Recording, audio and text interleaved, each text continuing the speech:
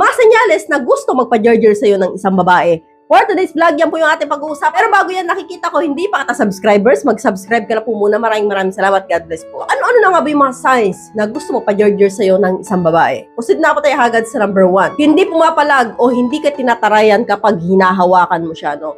So, for example, Lods, magkatabi kayo, magkausap kayo. And then, nahahawakan mo yung kamay niya ng ganyan. O kaya, nahahawakan mo yung balikat niya o braso niya.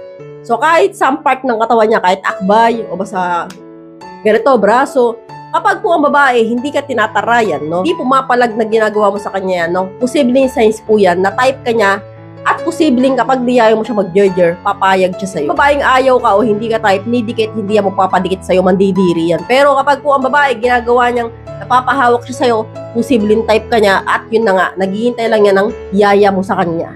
So, proceed na ako tayo agad sa number 2. Pag niyaya mong gumala, oo kagad, no? Ibig sabihin ko dito, Lods, niyaya mo masyal o pumunta sa kahit saan, niyaya mong magmerienda. Pag umuoo ka agad, no, hindi ka hinihindihan, lagi siyang gumugora sa'yo.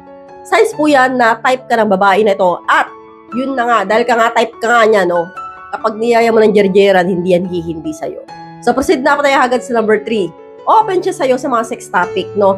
Kapag pulos nagagawa ninyong may pag-usap sa isang babae, no, about sex, no, and then, open-minded siya pagdating sa'yo, naiintindihan niya yung mga yun, no? Yung mga sinasabi mo, tinatawanan ka lang niya, nakakasaya siya sa mga biro mo, no? Kapag po ganito ka open-minded ang isang babae sa isang lalaki, clear signs po yan na gusto niya ang isang lalaki.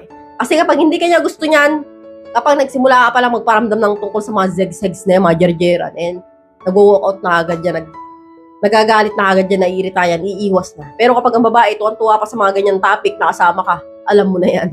So, proceed na po tayo agad sa number 4. Sexy ang mga damit niya kapag kasama ka niya at nakikita ka niya. So, mapapansin nyo sa isang babaeng gusto mo pa-jerjer sa'yo. Kapag nakikita ka o alam niyo magkikita kayo, no? Kunyari magkalat na kayo ng trabaho o magkasama kayo, laging naka-aura, laging sexy. So, lalo na kung niyaya mo, ang aura niya, no, sexy talaga. Nagsusuot talaga ng maiksing short or miniskirt, mga sleeveless, backless. So, kapag po ganyan load sa babae, napapansin niyo parang laging sexy kapag ikaw yung kasama. So, ibig sabihin po, inaakit ka niya, no? So, kinukuha niya attention mo, baka, yun, baka pwede mong pasukin yung kuweba niya. So, proceed na pa tayo agad sa number 5. Laging fresh o mabango kapag lumalapit siya sa'yo, no? Mapapansin nyo sa babae, laging fresh, no? Parang, ang bango-bango niya, no? Mapansin mo, laging mabango kapag, yun, nakikita kayo, parang, grabe ang bango mo naman, no? Mapapaganon kayo, no? Kapag po ganyan ng babae, parang pinapaligo na yung pabango tuwing kasama ka, alam mo na yan, no? Ibig sabihin, tigang yan. So, alam niyo na. So, ganito na lang po tayo mga Lods. I hope you learned something new in this video. More videos to come. So, stay connected and see you again to my next video. God bless. Bye-bye!